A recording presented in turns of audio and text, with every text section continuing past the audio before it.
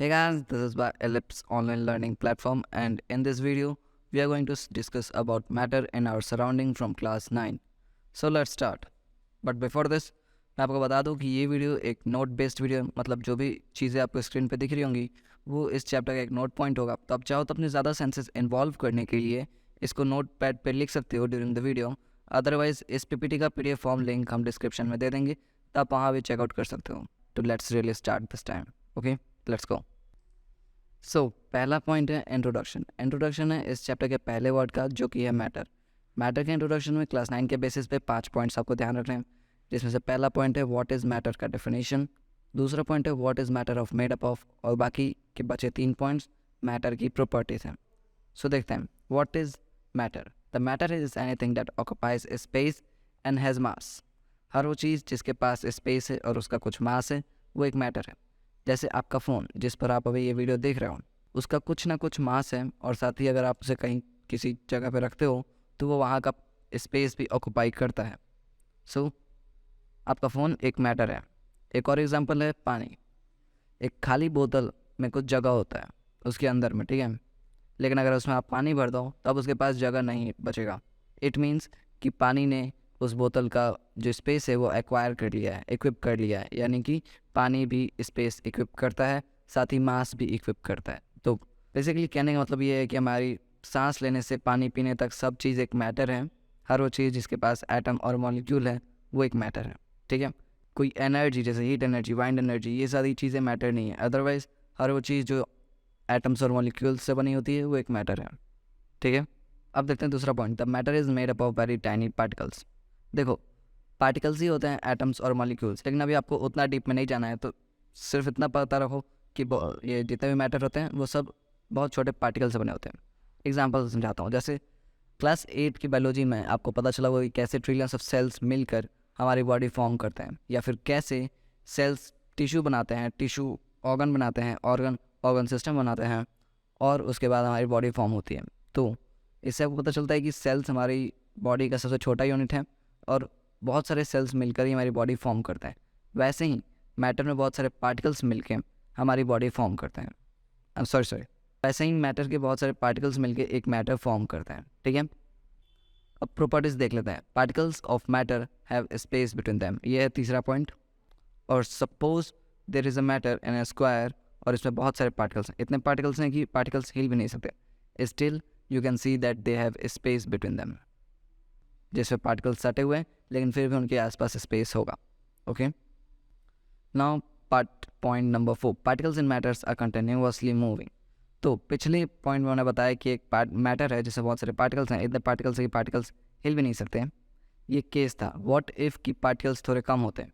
अगर पार्टिकल्स थोड़े से भी कम हो और पार्टिकल्स के पास जगह हो मूवमेंट करने का, तो वो मूव करेगा, वो कंटिन्यूसली मूव करते रहते हैं। अगर बहुत सारे पार्टिकल्स हों कि पार्टिकल्स मूव ना कर पाएँ इसीलिए वो रुके रहता है। अदरवाइज़ अगर उनके पास स्पेस हो मूव करने का तो मैटर के पार्टिकल्स मूव करेंगे।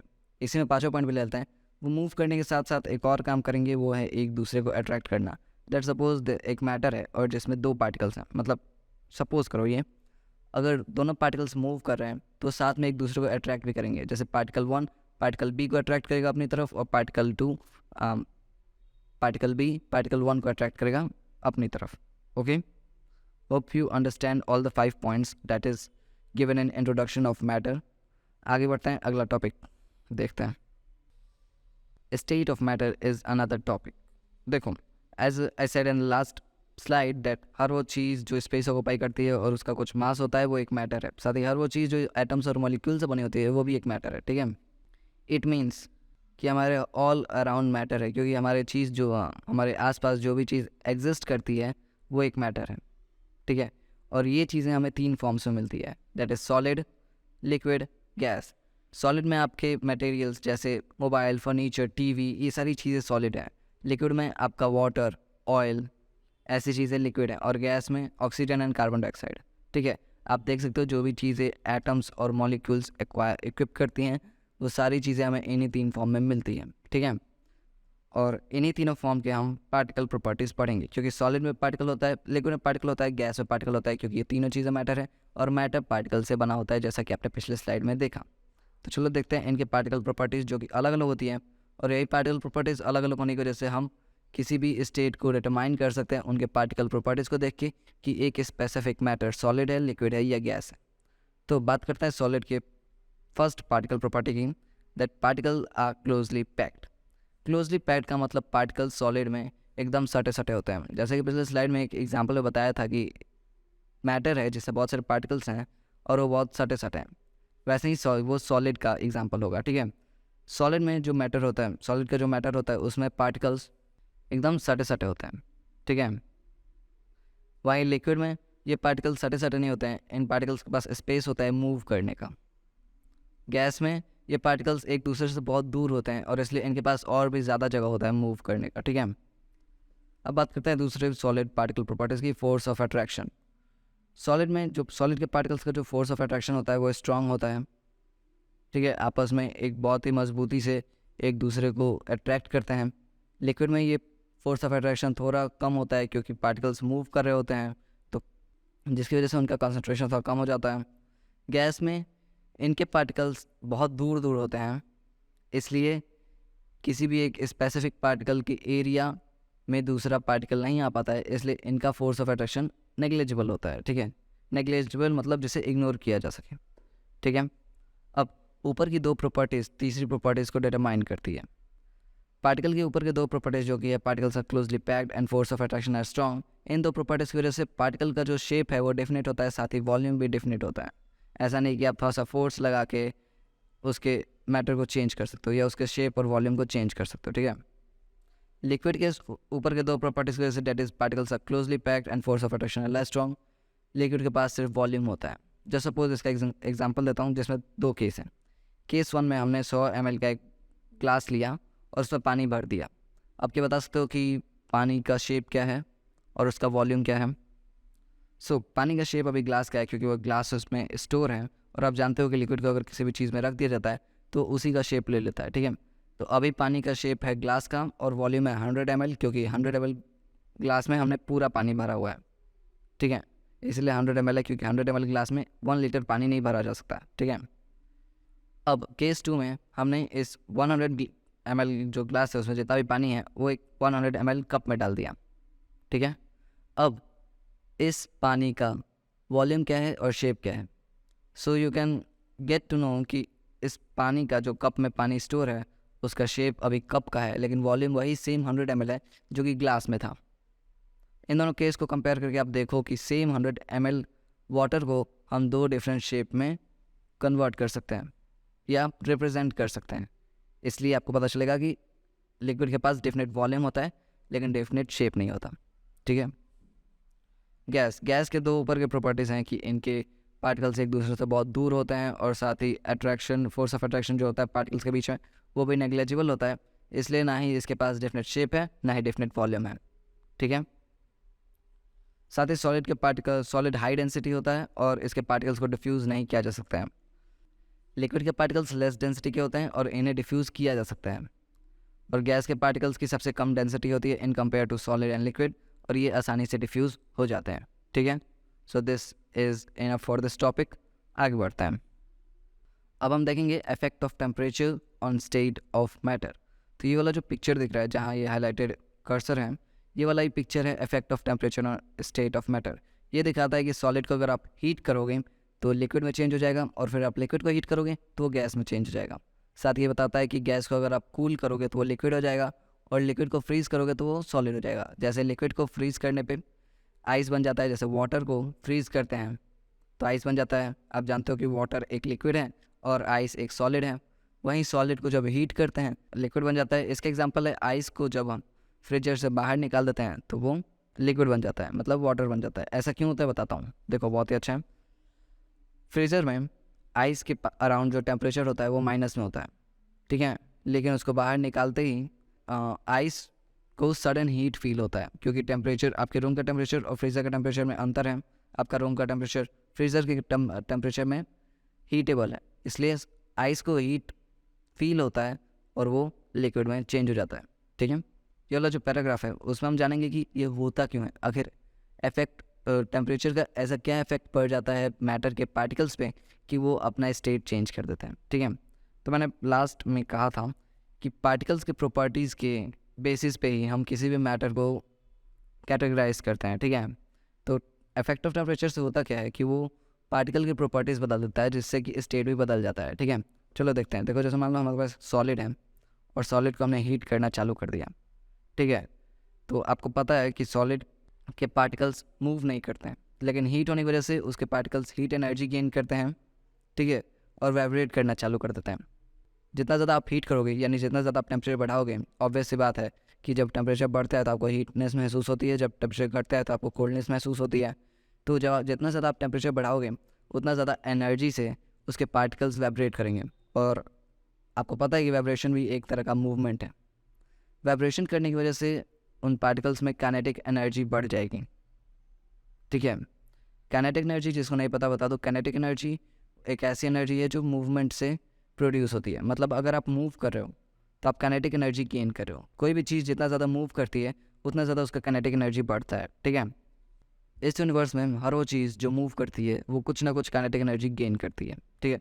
जैसे सपोज करो एक तरफ मैं हूँ जो 5 किलोमीटर पर आवर की स्पीड से वॉक कर रहा हूँ या रन कर रहा हूँ, और एक तरफ एक कार है जो 40 किलोमीटर स्पीड से चल रही है, कांस्टेंट स्पीड है हम दोनों की।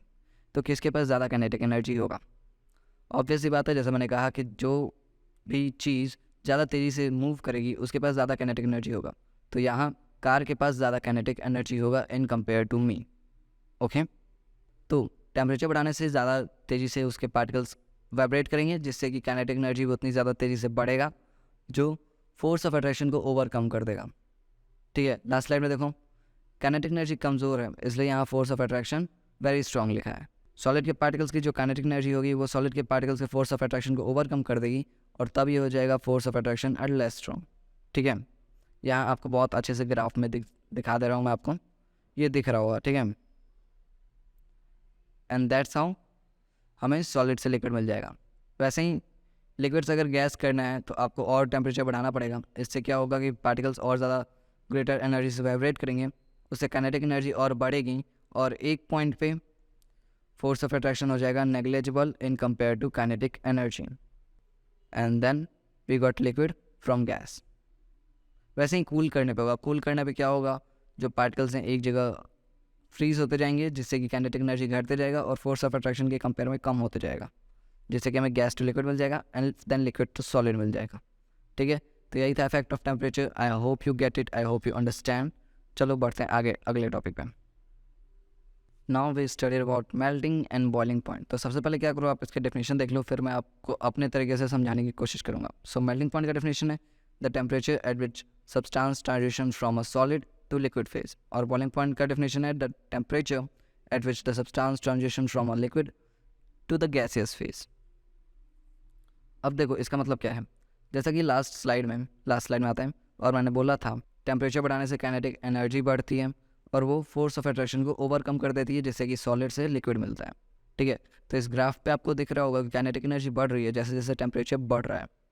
अब एक टेम्परेचर ऐसा आता है जब उसको थोड़ा सा भी कम कर देंगे तो वो फोर्स ऑफ अट्रैक्शन से काइनेटिक एनर्जी कम हो जाएगी, और थोड़ा सा ज़्यादा कर देंगे तो वो फोर्स ऑफ अट्रैक्शन से काइनेटिक एनर्जी ज़्यादा हो जाएगी, और वही टेम्परेचर आपका मेल्टिंग पॉइंट होता है। बॉइलिंग पॉइंट में भी ऐसा ही होगा, जब लिक्विड गैस फॉर्म में चेंज होगा, यानी कि kinetic energy force of temperature से पहले से ही ज़्यादा है, लेकिन जैसे जैसे टेम्परेचर बढ़ाएंगे काइनेटिक एनर्जी बढ़ेगा, और एक पॉइंट पे ऐसा आएगा जब force of attraction kinetic energy के कंपेयर में नेग्लिजिबल हो जाएगा, ठीक है। और तब हमें लिक्विड टू गैस देखने को मिलेगा। लिक्विड टू गैस जिस टेम्परेचर पे फॉर ट्रांजिशन होता है इस चीज़ का, वही बॉइलिंग पॉइंट होता है। अब मेल्टिंग पॉइंट होता है वाटर का 0 डिग्री और बॉइलिंग पॉइंट होता है 100 डिग्री सेल्सियस, ठीक है। I hope you get this point also. अब एक आखिरी टॉपिक है, देखते हैं उसे भी। So our last topic is evaporation. Evaporation का डेफिनेशन देख लो सबसे पहले। The phenomenon of changing of a liquid into vapor state at any temperature below its boiling point is called evaporation। तो evaporation एक ऐसा phenomenon है जहाँ लिक्विड वेपर स्टेट में चेंज होता है, यानी लिक्विड गैस में चेंज हो जाता है, वो भी बिना अपने बॉइलिंग पॉइंट रीच किए हुए। यानी कि वाटर गैस में, वाटर वेपर में चेंज हो जाएगा, वो भी बिना 100 डिग्री सेल्सियस की हीट फील किए हुए, ठीक है। और अगर ऐसा होता है तो इसी प्रोसेस को इवापोरेशन कहेंगे। अब इसका एक एग्जांपल देता हूँ, इससे समझ पाओगे कि रियल लाइफ में ये कहाँ अप्लाई होता है ऑन द डेली बेसिस, ठीक है। होता क्या है कि आपके घर में कपड़ा धोया जाता है और धो के सुखाने के लिए बालकनी में या टेरेस पे कहीं भी रखा जाता है, ठीक है, धूप में। अब वाटर का पानी इवापोरेट हो जाता है तभी आपके कपड़े सूखते हैं, क्योंकि आप जब धोते हो तो उसमें पानी होता है, कुछ ना कुछ पानी होता है, और आप जब शाम में उठाने जाते हो तो उसमें पानी नहीं होता है। इस बीच में प्रोसेस क्या होता है कि वो पानी जो आपके कपड़े में रहता है वो इवापोरेट हो जाता है। तो सपोज़ करो आपने अपने बालकनी में रखा है या टेरेस पे रखा है, कहीं भी कपड़ा रखा है, पानी तो वेपर स्टेट में चेंज होता है जब 100 डिग्री सेल्सियस आता है? नहीं। इट मीन्स कि आपके टेरेस के या बालकनी का टेम्परेचर 100 डिग्री सेल्सियस है? नहीं ना। स्टिल लिक्विड जो आपके कपड़े का है वो वेपर स्टेट में चेंज हो रहा है, और इसी प्रोसेस को इवापोरेशन कहते हैं। डेफिनेशन याद कर लो, बहुत काम का है। एंड इसमें एक और सब टॉपिक है, that is factor affecting evaporation. 3 factor हैं जो इवापोरेशन को अफेक्ट करते हैं। मेनली ये 3 मेन हैं, बहुत सारे फैक्टर हैं जो इवापोरेशन को अफेक्ट करते हैं, लेकिन ये 3 आपको पढ़ने हैं, ठीक है। तो चलो देखते हैं। पहले तो बता दूं, यहाँ रेट ऑफ इवापोरेशन छूट गया है। रेट ऑफ इवापोरेशन मतलब किसी भी एक स्पेसिफिक रैंडम प्लेस पे किन 3 फैक्टर की वजह से इवापोरेशन तेज़ी से होगा या स्लो होगा, ये डिटरमाइन करता है, ठीक है। रेट छूट गया है तो आप ध्यान रखना, चाहो तो अगर आप कॉपी पे लिख रहे हो तो यहाँ लिख देना factors affecting rate of evaporation. तो पहला पॉइंट है an increase in surface area increase the rate of evaporation. तो इसको मैं सिनेरियो से समझाने की कोशिश करूँगा, क्योंकि मुझे लगा कि यही सबसे अच्छा है, ठीक है। तो हमारे पास 2 सिनेरियो, पहला है लोकेशन ए, लोकेशन बी, ठीक है। लोकेशन ए की जिसका सरफेस एरिया है 100 स्क्वायर मीटर स्क्वायर, ठीक है, और दूसरा है लोकेशन बी जिसका वो जहाँ पॉइंट है और उसका एरिया है 400 स्क्वायर मीटर। तो अब बताओ कहाँ इवापोरेशन का रेट ज़्यादा होगा? ऑब्वियस है बी पे होगा, क्योंकि बी के पास जो है ज़्यादा पानी है इवापोरेट करने के लिए, ठीक है। Point 2, an increase in temperature increases the rate of evaporation. यहाँ भी आपके पास 2 सिनेरियो है। सबसे पहले इसको समझ लो। इसमें लिखा है कि जहाँ टेम्परेचर ज़्यादा होगा वहाँ इवापोरेशन ज़्यादा होगा। ऐसा क्यों? क्योंकि वाटर का बॉइलिंग पॉइंट है 100 डिग्री सेल्सियस, ठीक है। यानी अगर पानी को ज़्यादा तेज़ी से इवापोरेट होना है तो बॉइलिंग पॉइंट तो रीच नहीं करना है, यानी 100 डिग्री तो नहीं जाना है, लेकिन 100 डिग्री के जितना पास रहेगा उतना ज़्यादा तेज़ी से इवापोरेट होगा। तो यहाँ 2 सिनेरियो हैं, लोकेशन ए और लोकेशन बी। दोनों का सरफेस एरिया इक्वल है, दोनों का सरफेस एरिया है लेट्स से 100 स्क्वायर मीटर है दोनों का ही सरफेस एरिया, और लोकेशन ए पे टेम्परेचर है 45 डिग्री, लोकेशन बी पे टेम्परेचर है 30 डिग्री। तो बताओ इवापोरेशन कहाँ ज़्यादा होगा? रेट ऑफ इवापोरेशन कहाँ ज़्यादा होगा? लोकेशन ए पे, क्योंकि 45 डिग्री 30 डिग्री के कंपेयर में 45 डिग्री 100 डिग्री के ज़्यादा पास में है, ठीक है, इसलिए वहाँ रेट ऑफ इवापोरेशन ज़्यादा होगा। तीसरा, a decrease in humidity increases the rate of evaporation. Humidity होता है amount of water vapour contains the air. देखो, तो आपको पता है कि एयर बहुत सारी चीज़ों का मिक्सचर है, जैसे गैस, डस्ट एंड भी बहुत सारी चीज़ें। अब इसी एयर में एक जगह खाली होती है वाटर वेपर कंटेन करने के लिए। वो वाटर वेपर पॉन्ड से पानी इवापोरेट करता है, उसमें स्टोर करता है एंड देन क्लाउड को फॉर्म करता है, ठीक है। एक स्पेसिफिक लोकेशन के लिए सेट होता है कि इतना ही वेपर को इतना ही पानी को इवापोरेट करके क्लाउड में कन्वर्ट करना है, ठीक है। लो ह्यूमिडिटी का मतलब होता है कि एक स्पेसिफिक प्लेस पे अभी उतना पानी इवापोरेट नहीं हुआ है कि उसे इनफ अमाउंट ऑफ क्लाउड में कन्वर्ट किया जा सके। हाई ह्यूमिडिटी का मतलब होता है कि इनफ अमाउंट ऑफ पानी इवापोरेट कर दिया गया है जिससे कि क्लाउड बन सके, जितना वहाँ ज़रूरी है, ठीक है। तो यहाँ भी 2 सिनेरियो हैं, लोकेशन ए और लोकेशन बी। लोकेशन ए का सरफेस एरिया लोकेशन बी के सरफेस एरिया के इक्वल है। लोकेशन ए का टेम्परेचर लोकेशन बी के सरफेस एरिया के टेम्परेचर के इक्वल है। लेट्स से कि सरफेस एरिया है 100 स्क्वायर मीटर दोनों ही जगह का, और टेम्परेचर है 45 डिग्री दोनों ही जगह का। अब लोकेशन ए पे लो ह्यूमिडिटी है, लोकेशन बी पे हाई ह्यूमिडिटी है। बताओ कहाँ रेट ऑफ इवेपोरेशन ज़्यादा होगा? लोकेशन बी पे, क्योंकि यहाँ आपको दिख रहा है a decrease in humidity increases the rate of evaporation. मतलब कि जो लोकेशन ए है उस जगह पे अभी उतना पानी इवापोरेट नहीं हुआ है ताकि वो क्लाउड बना जा सके, लेकिन यहाँ पहले से ही उतना पानी है तो और पानी लेके वेस्ट ही करेगा खाली, इसलिए यहाँ रेट ऑफ इवेपोरेशन कम होगा, जबकि यहाँ लोकेशन ए पे रेट ऑफ इवेपोरेशन ज़्यादा होगा, ठीक है। I hope you get it, I hope you understand, that was the last topic and यहाँ चैप्टर ख़त्म होता है। तो यहीं तक रखेंगे एंड कुछ इन्फॉर्मेशन जो आपको सुननी चाहिए। So that's it for today, we meet again until by then, but before that you can consider to follow us on Instagram where you get early updates for what we are going to post in future, also behind the scene footages, how ellipse works and a lot of things. Also you can subscribe us on YouTube so you get videos like this which help you in your academics, okay. And also you can follow us on Quora, link is in description, where You can ask any question from the present teachers and students there, and they can answer you definitely. You got this session PDF link, as I said earlier. Check the description, and there you get this PDF, this PPT's PDF form link, so you can download it from there. And that's it for today. We meet again. Until bye then.